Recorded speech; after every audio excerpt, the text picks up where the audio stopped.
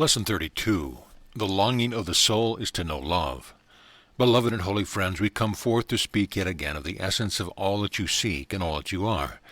With great devotion, with unceasing praise, we share with you that which alone can set God's child free, that which alone enlightens the mind, purifies the heart, and brings about the serenity of the soul. What then could such a subject be? What theme could all of these words point to? Indeed, what does the morning sunrise point to? What does the sound of a child's laughter point to? Beloved friends, what does the very breath you breathe point to? What do all things of creation point to? For I have said unto you before, there is nothing you can create that does not express your longing to awaken. Therefore all doing of the body-mind is but the attempt of the soul to break free of all limitation, and to once again rest or recline in that perfect peace which is the certain knowledge that only love is real. The yogi in his cave but expresses the longing of that one soul to recline in God. The lovers entwined express only the longing of the soul to taste, to touch the reality of love. And love is but God, for God is but love. All things then reflect to you through the sensory apparatus of the body-mind the longing of all creation to know, with perfect certainty, the living presence of the one whom I have called Abba. In the way of knowing it must come to pass that the mind is converted from fear to love, from doubt to perfect faith. Perfect faith is not the beginning, intermediate stage in which one is choosing to have faith in things unseen, in the hope that they might materialize, for perfect faith casts out all fear. Faith, when purified, when matured, when totally realized, is the same as complete forgiveness, the return to peace, and the knowledge that only love is real. Love, beloved friends, is the essence of all that you are. Love is the essence of all that dances as a temporary reflection before the eyes of your very body-mind. There is no one, nothing, you can look upon whose essence is not love. There is nothing you can experience whose essence is not love. The only question then is, are you willing to make the journey from fear to love, as you look upon anything, as you experience any emotion? For there can be nothing that obstructs from you the light and presence of your Creator. To perceive the real world of love is to know with perfect certainty that you and your Father are one. When you remember only your loving thoughts, love is all that you will see. To remember your loving thoughts does not mean that as you look upon the past, you decide to ignore those thoughts that were less than loving. It means that, in truth, you never do look at the past. Rest assured, if you are having a memory now, you are having a very present experience. It is absolutely impossible to think about the past, for thinking occurs now. You will look upon the past as you choose to be in the present. If you are still carrying the effects of less than loving reactions and the perceptions you have made from them, you will continue to see the past as you always have. Yet as you look upon the past, if you will choose to be the presence of love first, wanting only to see with the eyes of Christ, there will not be one moment you have ever experienced as a soul that is not immediately translated into perfect harmlessness, into the perfect realization that only a dream has occurred. For love looks upon all things and sees that there is no substance to them, except the love out of which those involved in that situation were longing to find a way to know the reality of themselves. Listen carefully here. There is nothing you can experience that is anything but the soul's longing to be the perfection of what it is, love. Everything, your tall skyscrapers, your busy freeways, your armies, is an expression of the longing of the soul, that spark of divinity that rests in all created things to know love. Has it become distorted? Oh yes. To think that one can awaken to love, to know love, and to have love by building weapons of destruction must be wholly insane.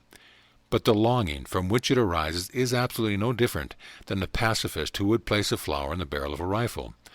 It is no different than the mother who picks up and suckles her newborn son. The longing is one and the same.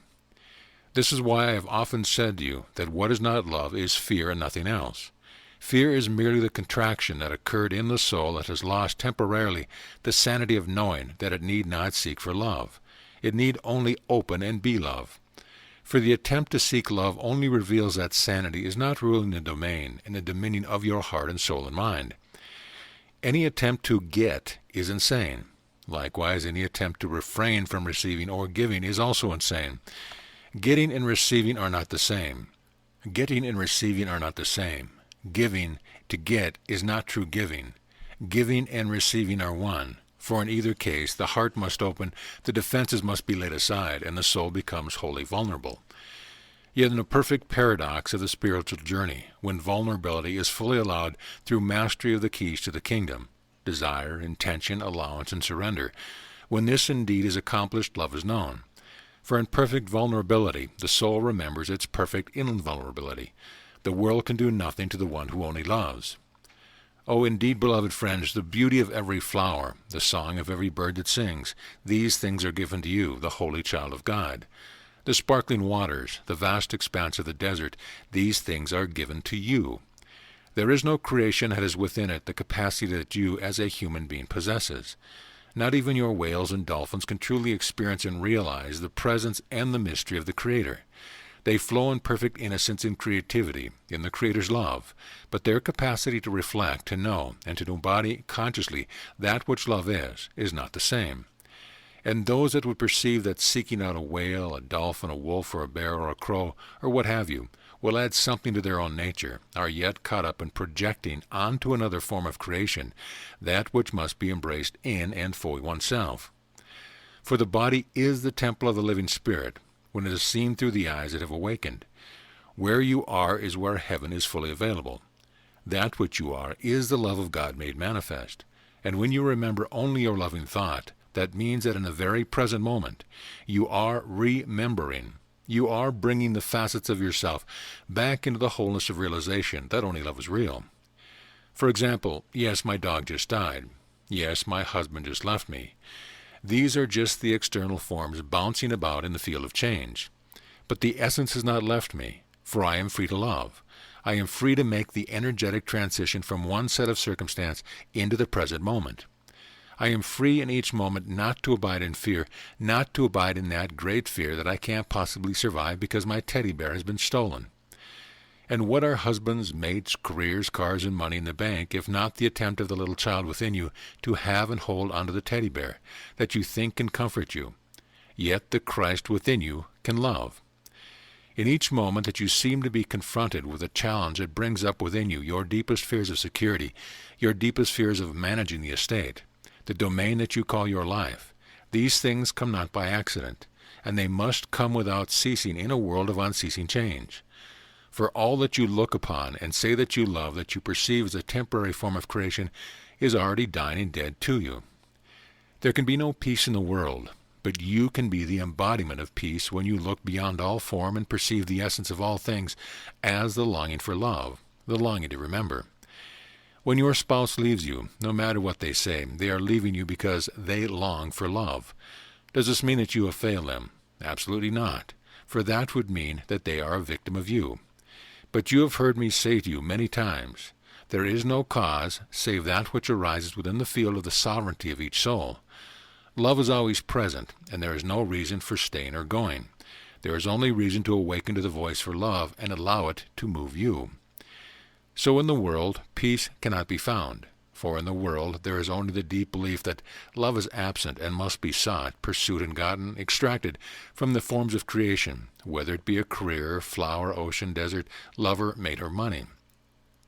The forms of the world contain no reality. By that I mean that when you look at someone or something, and the energy of wanting to possess or extract ruins you, you are already in insanity. Insanity is wholly illusory, which means any attempt to live from that energy can only fail.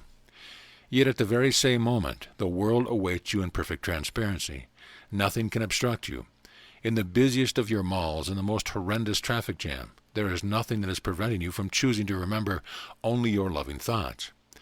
There is nothing preventing you from choosing to look upon a brother or sister and to see their perfect innocence, to see their unchanging essence while allowing them complete freedom to journey as they must, until they elect to remember the essence within themselves, until they have chosen to learn to be the stillness of God's presence. Stillness is not opposed to activity or movement. Rather, it pervades the very body-mind. There is a quality of stillness in the awakened that is ever attractive. Yet the awakened are ceaselessly involved. Why? Because they no longer resist the flow of the stream world, including the body-mind.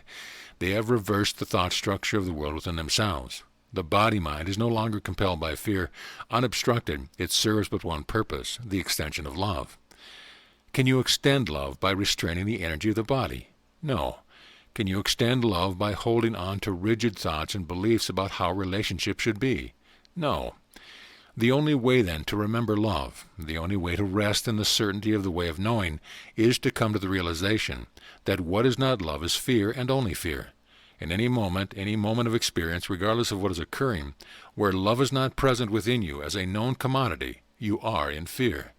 We do not speak here of a motion or a wave of energy that might be passing through the body when you walk around the corner of a hiking trail to behold a very angry mother grizzly bear who will protect her cubs by having you for breakfast. Those are just emotions passing through the body-mind, part of the system that would help you to flee or to stay. Do not make the mistake of perceiving that as fear. It is just a biochemical electrical impulse programmed into the body-mind, for even the wise and the enlightened will pay attention to that. Yet the wise and enlightened will look quickly and possibly say, "Perhaps this is my time. Go ahead, bear, eat me. Go ahead, crucify me." Or perhaps the very same enlightened one will say, "Take me from the city. The crowds are too great. We must flee across the lake, for they would press upon me and eat me if they can. It is not time. This is not the place." Peace, then, is not passivity. Peace, the very state of love, is a state in which no experience is obstructed within you. Do not make the mistake, as so many do, of thinking that experience has something to do with what is outside of the very body-mind. For remember, nothing is caused by a single event occurring beyond the boundary of the body-mind. If two human beings come together, they may not know why, but for some reason their heart is open. They are walking around with a neon sign that said, "I just want to love and be loved." That is the only reality. I am a little tired of putting up a wall of resistance. They walk around the corner and, oh my goodness, the sparks fly. They say, "Oh, love, this is it. It's the real thing. Oh my God, how could this be? Oh, this must be a gift from God." Nonsense. It is a gift from yourself. You are the one who chose in the depth of your being to finally become sane enough to allow the context for the experience of love sharing to be called to you. And guess what? It is occurring in your lover for the very same reason. Two souls have sent out the call and have come together in a field of space-time within the body-mind for a moment, in which each has said yes to the possibility of remembering the purity of love. Love does not condemn, and love does not judge. What is not love is fear, and nothing else.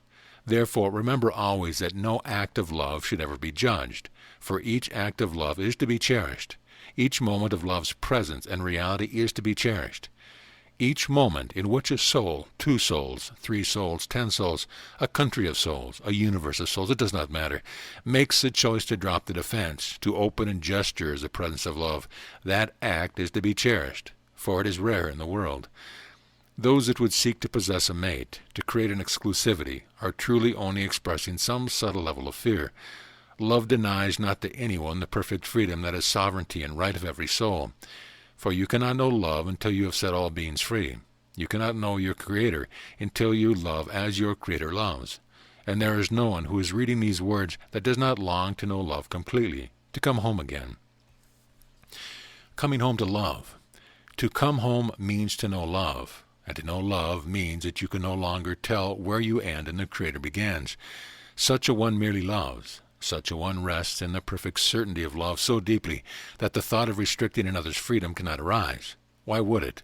If your cup is truly overflowing, would you require another to place their half-filled glass before you, demanding that you need to possess their glass? Love allows all things. Love embraces all things. Love trusts all things and thereby immediately transcends all things. If you would know love, spend the next 30 days in which each day without fail, remember it is wise to use time constructively. You spend some time with yourself and a piece of paper and pencil, and truly look back over your past honestly. Where did you refuse to give total freedom to the ever-changing expression of creation? Have you ever judged a politician? In that very moment you were refusing to extend perfect freedom, for judgment flows from fear and not from love. Were you ever in a relationship in which some part of you felt at least a little urge to try to convince the other that they did not really love that person they met in a supermarket? They really loved just you. Have you ever, even politely for a moment, insinuated to another that their passion for anyone but you might be some sort of biological abnormality, or certainly that they are being insane and need to sit down and do some serious thinking? All of that is fear, nothing else. For love is satiated in its own being. Love overflows. The thought of possessing, controlling, or limiting can come only from one who feels emptiness. Love sets all things free. Love sets the world free to be as the world is. Love sees perfect harmlessness. Love sees it because things are as they are as they are. Think well about that statement, because things are as they are. The mind in perfect freedom lets them be as they are, and sees them as utterly harmless. Love sees that the world that is shown to you through the body-mind, this world of building, automobile, pollution, pristine beaches, desert expanses, towering trees, lakes, pond, this world of torment in the mother whose child has just died, this world of torment in the heart of the child who has just buried their parents, this world of peace, this world that contains all possible expressions of consciousness, this world is perfectly harmless. This world that you experience in this now moment cannot add anything to you, and it can take nothing away. In this now moment, where are you? Are you in love this moment? Did you just lose your job, and you think the problem that is disturbing your peace is that you have no job? This is not it. What is disturbing your peace is that the loss of the job has flushed up for you your deep identity with and as the body. You think the body must survive and continue, and perhaps you say, darn it, it has to do in the same level of material comfort that I knew yesterday. Can you understand that when your love is so complete, it no longer matters if the body-mind exists tomorrow? For where would you go? You are but the field of love itself. Your essence is unchanging forever. You are pure spirit. If you just lost your job, sit down and breathe and open the heart and decide to love your employer until the death of your illusion. Then open and receive all that is around you, the singing of the bird, the first rays of the new day's dawn, the grass beneath your feet. Receive the field of infinite possibilities that has been thrown wide open for you. For that which passes away in your experience cannot do so by accident. It can only be occurring through the complicity or the agreement of the world around you with the soul within you. Nothing arises by accident. And if you come home to discover that your child has died sleeping in her crib, feel indeed your feelings with great curiosity, such as, oh, this is how the human being feels when they perceive that loss has occurred. I will bring love to this moment and feel this as deeply as I can because I want to embrace it with reality. Then look with gentleness upon the teeny form of lifelessness, and know that the soul who animated it for a brief moment has gone nowhere, except into the furtherance of their destiny and yours, always by perfect agreement. Not the kind of an agreement in which a child says, yes, Mom, yes, Dad, whatever you say, but the agreement of the perfect sovereignty of two unlimited souls. You have heard me say before that the spiritual path cannot begin until the mind accepts complete responsibility for the entire field of its experience. This must include the coming and going of all beings. You will realize, I called them in. I called to them and asked them to leave now. I wonder why I did that. Oh God, here's this feeling again. I'm all alone. I've been abandoned. That's why they had to leave me. For I must heal this ridiculous belief that I have been abandoned. I must overcome all separation. I must awaken beyond the dream of the dreamer. Nothing you create can arise by accident, and everything you experience calls you to the field of unchanging and perfect love that transcends, supersedes, and underlies all that arises and passes away. The decision to teach only love. Love is the most critical of themes, beloved friends. The way of knowing must be the completion of the decision to teach only love. And the only way to teach love is to be love under all circumstance. This does not mean that you paint a plastic smile on your face and never feel any emotion. That is not enlightenment.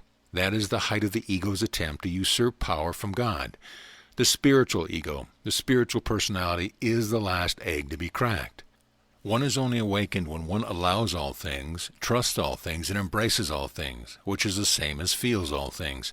For in that very moment, the very thing arising is transcended, because it is not obstructed or resisted. And what is not obstructed or resisted is embraced and consumed in the spaciousness of love. You have within yourself, then, all power under heaven and earth to translate the body itself from a contraction of fear to a spaciousness that reflects the reality of God's love. For the very body-mind that emerged first from fear can be reopened, so that the energy of truth flows through it, so that nothing arising in your experience in the emotional field obstructs the remembrance of love. Quite frankly, the emotional field is the only place you can experience anything. All the rest are merely thoughts about things. The gap between a thought about things and the feeling nature of experiencing things is exactly the same gap that exists between illusion and heaven. It is for this reason that no idea of God is the same as God. No concept about love is the same as love. No philosophy about enlightenment is the same as enlightenment. Unobstructed feeling embraces all that arises and passes away. Unobstructed means without judgment. Even that which arises as fear or anger should never be judged or obstructed. That which arises as sadness or joy, that which arises as the passion of the body, all things must be opened to and embraced. Or the beingness of your soul has not yet transcended the world. Love is the ability to be wholly present with what is, devouring it like a child devours candy. Give me another bite, for this dream cannot contain me, therefore bring it on. Exercises to awaken in love. Beloved friends, if you would truly use this teaching of the way of knowing as the time in which you awaken into the decision to be the presence of love and nothing else, so that you can move into the rest of your experience as the enlightened Christ that you already are, look well in each of the next 30 days. Where in my life have I refrained from love? Where have I chosen behavioral patterns and decisions and choices with a smile on my face, while all the time attempting to control and manipulate the world in order to keep me safe from feeling and facing my own insecurity? Where have I demanded that the world show up in a certain way, so that I can pretend to have peace and pretend to be happy and loving? Anyone can be happy and loving in a candy store. Anyone can be happy standing in front of a crowd when everyone is applauding you. Everyone can be happy being held by 20 friends who say they love you, but only the enlightened can be happy when these 20 friends have chosen to crucify you. Therefore, indeed, it is in your darkest moments, it is in the crumbling of the structures you have made, where you are best given the opportunity to realize the great power within you to teach only love. Yes, the ego would convince you that to know love you must set up your world so that you never experience the challenges and the insecurity of abandonment, aloneness, and not knowingness, the kind of insecurity one might feel when they know not where their next meal comes from. The attempt to create material security flows only from the egoic mind, for the enlightened mind is in complete abundance always.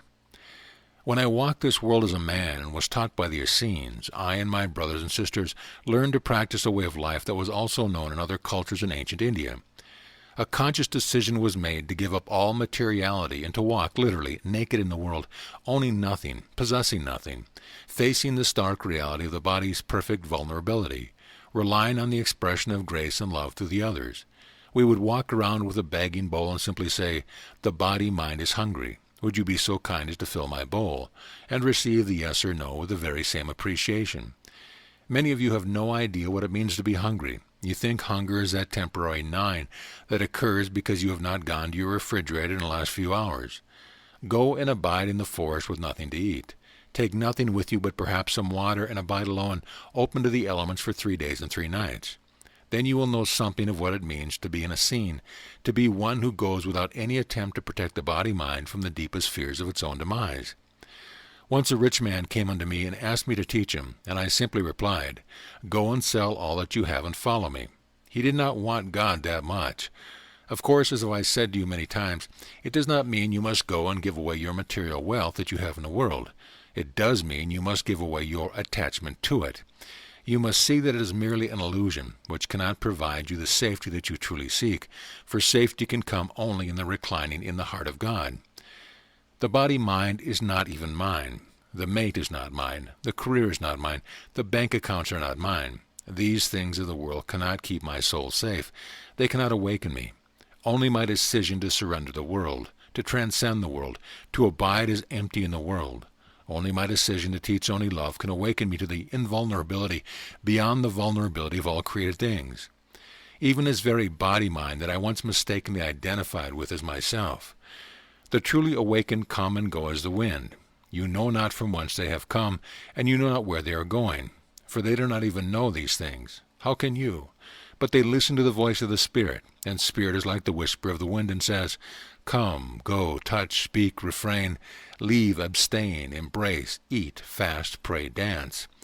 The one who abides in unobstructed feeling nature flows with that which comes from the depth of a perfectly still heart and mind, and dances while knowing stillness. For the body-mind that others see is no longer inhabited by the contraction of the ego. The enlightened cannot be understood. They can only be appreciated by the enlightened. Who, then, will you choose to be this day, beloved friend, one who walks in the ordinary world or one who walks in heaven, side by side with the Creator? Will you walk this day in the world as one who has everything figured out, or will you walk as one who in perfect innocence merely loves, laughs, and chuckles within at the great illusion of the drama of this world? For this world arises and passes away in the twinkling of an eye. It is merely like dots on a screen that have created a temporary movie. Once the movie plays out, the screen remains as it always has been, until the next movie comes to town. Your consciousness is like that screen. It witnesses that which arises and passes away, even within the body-mind itself. Identify with that pure screen, the pure witness, the spaciousness that is wider than all universes. Notice that part of you that is simply aware of what is arising, a feeling, a thought, a word, a song heard, a car crash witnessed. It does not matter. Anything arising in the field of your experience arises in the field of the spaciousness of awareness that is God's gift to you as your very existence. For pure spirit is awareness itself, and that awareness can be fueled by the decision for love or the belief in fear. Beloved friends, if you have truly chosen to enact the way of knowing, do not waste time. Look well over the next 30 days. Look deeply at the truth of what has been running you. What are the patterns that created the choices, the reaction, the responses, the rationalization, the great words, the great seeking, the great striving, all of it? Look well and perceive and know that which is birthed from fear, no matter what it looked like, for indeed the wolf can come in sheep's clothing. Where have you been a ravenous wolf coming in sheep's clothing with false smiles in order to get another to give you what you believe you lack? Where have you refrained from love? Where have you refused to become perfectly vulnerable? For it is only on the other side of that decision that your perfect invulnerability arises. You are love and nothing else. At any moment that you behave, speak, or perceive yourself to be other than love, you have used the power of your awareness to decide for you what would attempt to stand against the kingdom of God, and you are the one that has suffered for it. Love, beloved friends, so many of you that have read my words look upon me with such great love. You look upon me and say, "Oh, Jeshua, he just loves so perfectly." Well, of course I do, because I have come to see that there is nothing else worth doing. I know that sounds almost simplified, but the truth is simple. You must come in your own Christed nature to see that in perfect innocence there is not anything else to do but love. To love without limits, to love without fear, to love by extending perfect freedom to all of creation to be, and do what it wants to be and do. Then and only then can you know that nothing can betray you, nothing can hurt you, and nothing can bring anything to you or take anything away. You have the infinite and perfect freedom to love, and in that decision you know your Creator and can say quite simply with me, "Behold, I and my Father are one and the same. Now let me give you a hug. Now let me set you free to have your experience. Now let me watch this great movie. Now let me enjoy my salad." It is all so very simple. Never identify yourself with your doing, but let your doing be infused by your being. For while you are in the world, the body-mind will do. Its very nature is action and activity itself, just like it is the nature of a leaf in autumn to fall from a tree to the ground. Would you say, "Oh, well, that shouldn't have happened. That leaf shouldn't have had to die. It shouldn't have had to change color. Oh, what's wrong with this universe?" You are like a leaf on a tree, and you are already falling in the moment of your death. How much more time will you waste before you decide to break through the chains of fear held in the very tissue of the body-mind? How much longer will you wait to enjoy the dance of the fall from the branch of the birth to the ground of death of the body-mind in order to experience the total freedom of the fall? For the great fall from grace, the great dream of separation must finally be embraced and lived with perfect love, obstructing nothing, knowing that the very momentary experience of the body-mind in a perfectly insane world is all right because it is illusion. To resist illusion is to insist that the illusion is real. It is only in the full embrace of the illusion that the illusion dissolves before your eyes. Love sets all things free again. Over the next 30 days, do only this. Dedicate and commit each moment of each day to teaching only love. Take upon yourself the commitment to discipline the mind and the heart, while opening the body without obstruction. In each moment, set all beings free by being only committed to love. See how much joy you can experience by being the lover of all life. Want nothing from no one. Need nothing from anyone. Express your passion. Express your longing. Look upon the falling leaves, if they are happening in your neighborhood, wherever you are. Look upon all things and decide to love the hell out of it, for the hell in it is only what you have projected upon it. Take back your projection and embrace it with love. For 30 days you can do it. For 30 days, such a small time frame in one human life. Would you not give yourself permission for 30 days? This is not a difficult assignment. Anyone with any degree of intelligence and maturity can surely decide each morning for one day to teach only love and string 30 of them together. If it is in truth the transformation of your soul that you seek, so that only Christ is present where you are, complete this one assignment, and when it is done, simply do it again, again and again, worlds without end. Heaven awaits you. Love waits on your welcome. Yet that welcome is but the decision to finally embrace yourself and to live the truth that has already set you free. Love and give all things complete freedom to be and to do as they will. For there is no other doorway to the perfect freedom that you have sought for, such a long, long time. Let time end, that eternity might be remembered. Only love can set you free. And indeed with that, beloved friends, peace be unto you always. For indeed it is dripping through the ethers of your very atmosphere, waiting for you to drink it in. Peace be with you always. Amen.